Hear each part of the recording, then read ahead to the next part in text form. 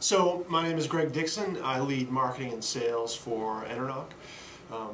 Most folks know EnerNOC is a demand response focused company, but in fact what we do is we help our customers, C&I customers, commercial, institutional, industrial customers, as well as our utility customers, get the full value from energy management. We do that in 4 ways: demand response, energy efficiency, supply management, and carbon management. I was asked to keynote a New England Clean Energy Council event focused on marketing of the messages associated with clean tech, green, sustainability, and clean, and how those aspects, those benefits of clean technology are integrated into marketing, specifically at EnerNOC. The event was exciting because there's a lot of discussion about how you properly integrate green or clean or sustainability into driving the business forward, growing the business, acquiring customers, attracting those customers through the value proposition.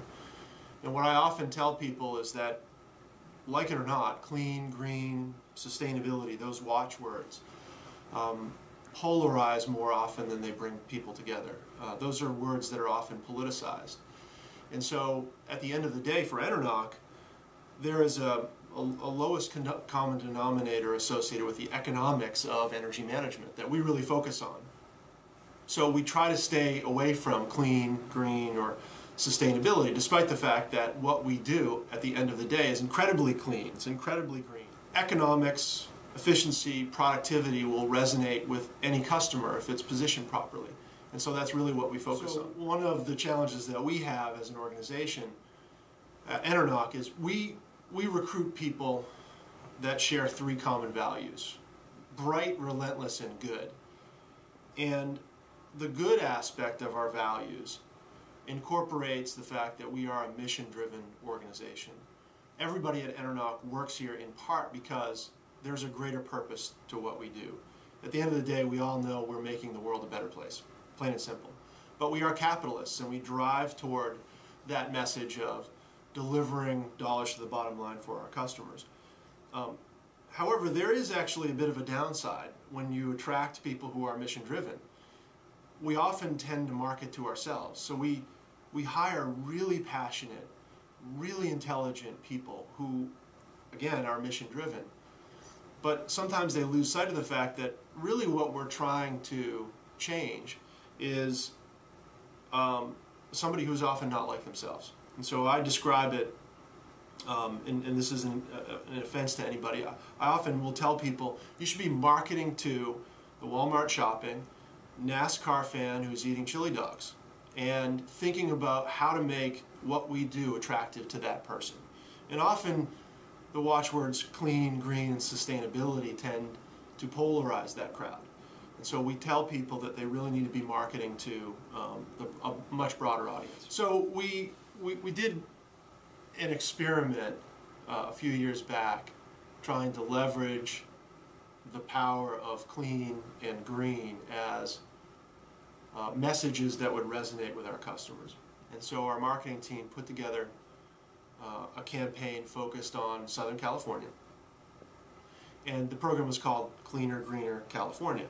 And the idea was to use California-specific imagery in association with clean and green messaging to get customers to want to learn more about what we do and drive a call to action. So we did a direct mail campaign that provided imagery of national parks based in California and asked the question, can you imagine a power plant in that location? And it was under the guise of Cleaner, Greener California. We sent out a few thousand of these direct mailers, and the fact of the matter is we didn't drive any business, but what we did do is we drove a lot of negative responses. Most people probably don't realize that in Southern California it's a bastion of Republicanism and conservatives, and that message doesn't resonate with those folks, for better or worse.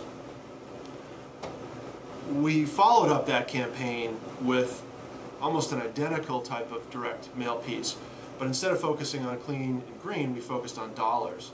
And what we showed, in essence, was a bakery bread line, a production line, and you see loaves of bread coming off of this production line interspersed with a bunch of stacks of dollar bills. And the message was, would you like to make some dough on energy management? And the response to that was exponentially larger and positive, and we drove business from it.